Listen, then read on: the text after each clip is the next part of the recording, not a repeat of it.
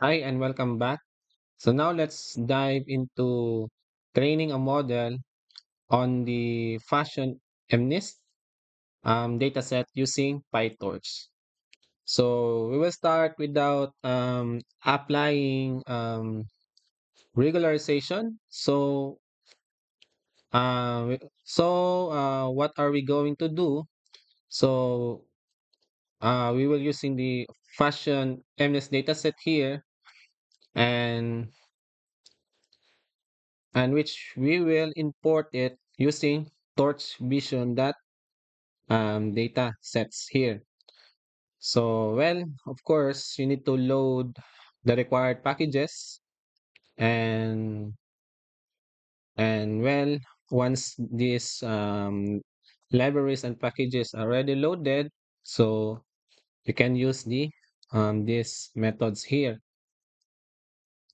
So you can specify train is equal to true to load the training data set for fashion MNIST, and train is equal to false if um, for the test data set. So the data is downloaded automatically if it isn't already available. So next we will set up the training, and the test data loaders. So we also define the class labels and print out the data shapes to ensure everything is loaded correctly. So it's always good to ideally to visualize some data samples just to confirm that everything looks as expected. Well, I'm going a bit fast here because we have covered these steps in earlier lessons, so there's nothing new here. So if you prefer a slow walkthrough, just let me know and I can remake the videos at a different pace. Okay, so let's move on to visualizing the images and their corresponding classes using Torch Vision.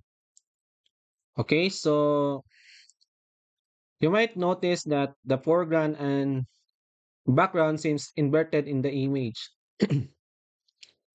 So that's because we're displaying them in a raw format. During pre-processing, like when using grayscale transforms, the pixel values may appear flipped, but these are the actual raw images and they're quite similar to those from the original MNIST dataset. Okay, so for this one, so we try to inverted it with the proper when the background is zero and our data with most data here in white, no? Okay, so now let's build and train simple convolutional neural network without regularization. So this network should look familiar, so it's the same one we used to train on the MNIST dataset in our previous lesson. So let's go ahead and define our model and then set up the loss function and the optimizer. So this is the cell for the loss function and the optimizer. So we use the SGD or stochastic gradient descent with a momentum of zero point 0.9, and we have a learning rate of 0.001. So okay, for training our model, so this time let's train the model for 15 epochs. So I won't go into detail with this training loop since it's the same exact same code we used in the first lesson for the deep learning section. So for training, it might take a few minutes. So feel free to pause and resume once it's done. And here in our notebook here, um, our model has finished training. So you will see that it processed around 1,800 mini batches in total as we printed out the accuracy of every 100 mini batches. So now this isn't the final accuracy of the model. So these are just snapshots or snapshot accuracies during training. To get the actual test accuracy, we will evaluate the model on the full test set. And then, in this case, we will evaluate using this one, this cell, and we find the final accuracy. So we load 10,000 um, test images. So we have an accuracy or final accuracy of 91.34%, which is well actually quite good. And let's take a look at the training plots. So as expected, the training loss actually steadily decrease as you can see here.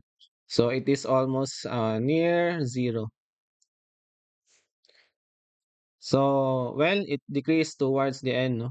And they may have been a slight dip in accuracy this case.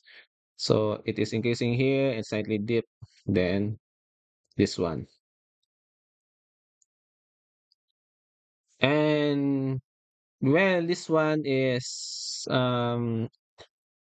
this slightly dip in accuracy, which could indicate the beginning of an overfitting.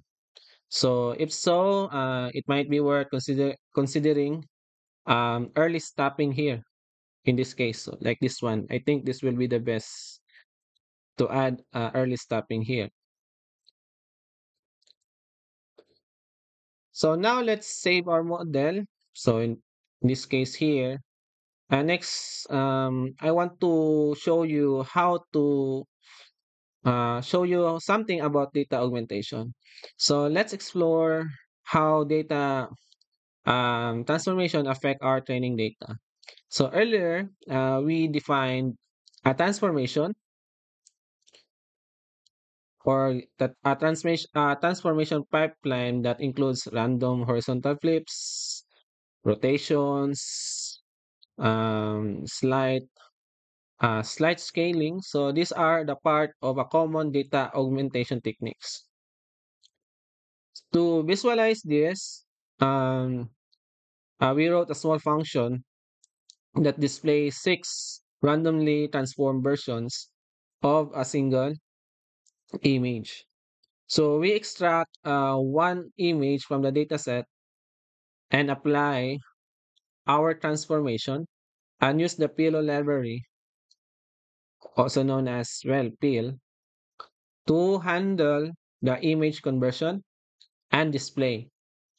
Pillow is a helpful tool for a simple image processing tasks and makes visualization easier. Well, from if you run this code or this function, so we have this results here since in our show augmentations image pills we have with their parameter image pill and 8, so it produces 8 um, augmentations here. So the image here is rotated, some are flipped, and some are shifted. So these changes simulated real-world variations and help our model generalize better. So this is exactly what happens during training when data augmentation is used. So keep in mind in our activity here, we didn't apply augmentation during this training loop. So we will explore that in more detail in the next IPython notebook lesson when we will talk specifically about regularization techniques and how this transformation works behind the scenes. Okay, so thank you for watching and listening for this laboratory exercise. for PyTorch Fashion MNIST for with no regularization. Stay tuned regarding to the actual activity for this one regarding the Fashion MNIST. So I will just update you in your Google Classroom regarding the activity for this topic 4.